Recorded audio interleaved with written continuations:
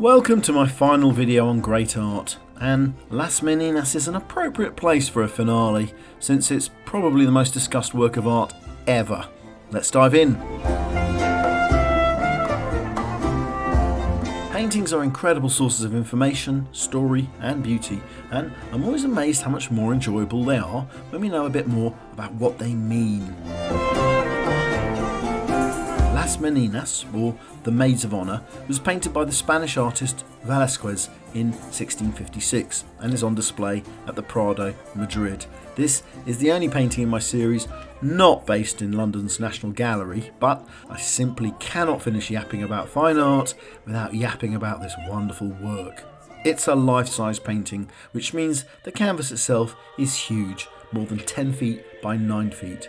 So, what's going on? What is being painted? Well, this is a painting that works at a number of levels. That's why the painting is so well discussed. But at the very first level, this is a portrait capturing a charming moment in the private life of the Spanish monarchy. The artist, Velazquez, and yes, please excuse my bad pronunciation, but make sure you pronounce pronunciation properly. It's pronunciation, not pronunciation. Okay, lecture over. Where was I? This is a portrait about the painting of the Spanish royal family. Velazquez over here is the actual artist. This painting here is the portrait, and this here is the emperor and the empress, reflected in this mirror on the wall. The section we presume Velazquez is working on now is the Infanta, the 5-year-old Spanish princess, who is being prepared for her turn at modelling by her entourage, Las Meninas. And what an entourage. There's not just the two maids, there's also 2 dwarves, attendants and guards.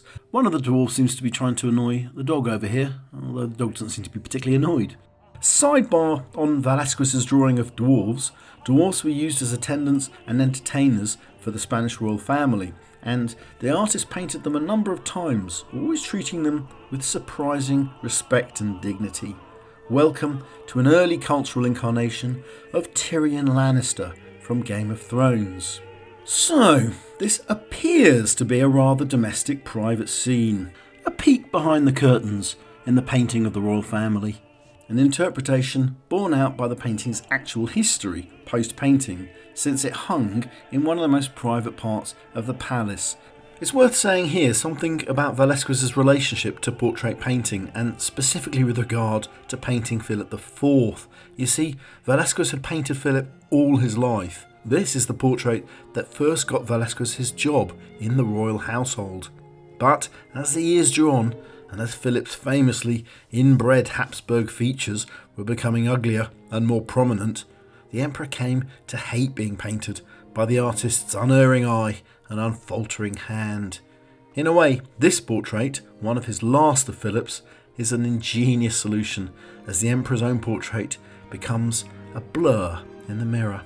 I mean, Velazquez loved frames within frames, stories within stories.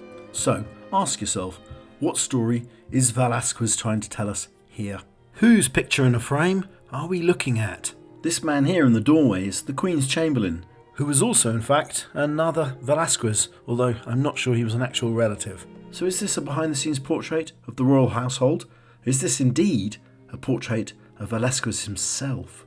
Science has revealed that this red cross was painted 3 years after the painting was completed, almost certainly by Velazquez's own hand. It's a cross of the Knights of Santiago, an aristocratic order he had been trying to join for years, but he had been blocked, almost certainly because he had Jewish ancestry. Velazquez must have felt triumphant. He finally was allowed to join the order, and he added the cross to the painting later. And it's interesting that Philip IV allowed that retouching to happen.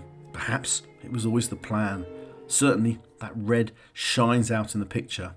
So, here we also have a portrait of the artist, of Velazquez, but of course we can go deeper still, because I don't think this is just a portrait of Velazquez, just as this isn't a straightforward portrait of the princess, or her handmaidens, or her parents. This is a painting about Velazquez's work, about how he records reality and where his work will end up. This is a story of painting.